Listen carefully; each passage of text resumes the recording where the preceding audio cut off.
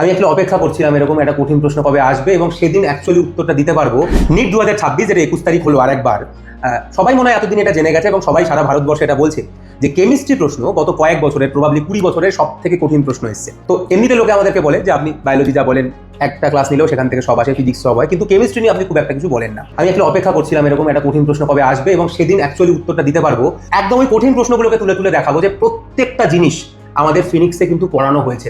আমাদের এটা repeater batch, যেটা অনলাইন ব্যাচ, সেখানেও প্রত্যেকটা জিনিস পড়ানো হচ্ছে। আমি সহজ অনলাইনের মধ্যে দেখাবোই না। আমার সঙ্গে আজকে কেমিস্ট্রি স্যার ম্যাডামরা রয়েছেন এবং আমরা একদম যে 3-4টে যেটা আন করা প্রশ্ন সেগুলো যে আমাদের ব্যাচে পড়ানো হচ্ছে সেটা দেখাবো। তারপরে বলছি প্রথমে যেরকম এটা অ্যাডোবি স্ট্রাকচার, একটা গ্রাফ, এইটা নিয়ে ম্যাডাম এটা তো পড়ানো হয়েছে আমাদের। অবশ্যই পড়ানো হয়েছে, কারণ এটা জেনারেলি আমরা কভার করার প্রথমের দিকে করানো হয় তা সব ইনস্টিটিউটে, কিন্তু করানো হয়েছে এই কারণে কারণ যেইতে এই টাইপের কোয়েশ্চেন আমরা দেখি এবং এক্স্যাক্টলি সেম কার্ভটা করানো হয়েছে সাইআর ভার্সেস আর এর, যেখানে 3S এর কোয়েশ্চেনটাই আমাদের পরীক্ষায় আছে, এক্স্যাক্টলি সেম কার্ভটা তুলে দেওয়া হয়েছে। তারপর আরেকটা ওই যে কার্নট সাইকেল, যেটা মনে হয় কেমিস্ট্রিতে আসেই না কখনো, এই কার্নট সাইকেল এক্স্যাক্টলি এটা মনে হয় আমরা ফিজিক্সে পড়িয়েছিলাম, সেটাও একবার যদি ম্যাডাম এক্স্যাক্টলি দ্য কার্নট সাইকেলে যে কার্ভটা করানো হয়েছিল ক্লাসে সেই কার্ভটাই এখানে দিয়েছে এবং এই যে 4টে স্টেপে ওয়ার্ক ডান, সেই ওয়ার্ক ডান রিলেটেড কোয়েশ্চেনটাই দিয়েছে এবং সেটাই 4টে অপশন এক।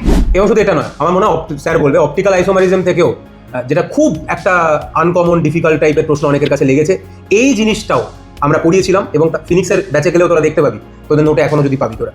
তো তোরা দেখেইছিস যে এটা হচ্ছে কেমিস্ট্রি সব থেকে লেন্দি কোশ্চেন ছিল, আর অনেক ইনস্টিটিউট সলিউশন দিতেও ভুল করে দিচ্ছে এটা, যারা সলিউশন ফলো করেছিস।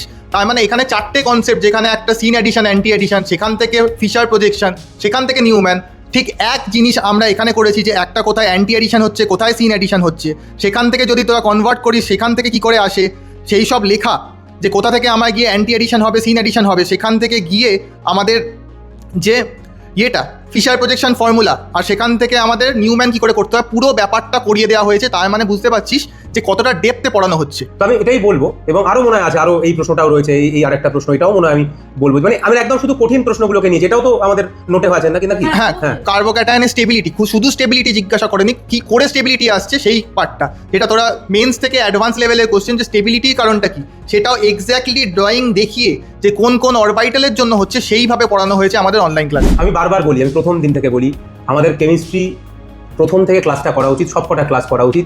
যদি তোরা ক্লাস না করিস তোরাই ঠকবি। আমি পরের ব্যাচগুলোকেও বলবো প্রত্যেকটা ক্লাস কর।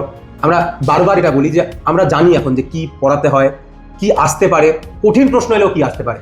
তাই শুধু দেখালাম, আর কেমিস্ট্রিতে যেগুলো সহজ সেগুলো সবাই পড়িয়েছে ইনঅর্গানিকের অনলাইনে, সেগুলো দেখালে আমি না, বাট এই কঠিন প্রশ্নগুলো আমরা কিন্তু একটাও ছাড়িনি। তাই আমাদের ছাত্রছাত্রীরা কিন্তু এগুলো খুব একটা ভুল করেনি যারা সারা বছর ক্লাস করেছে।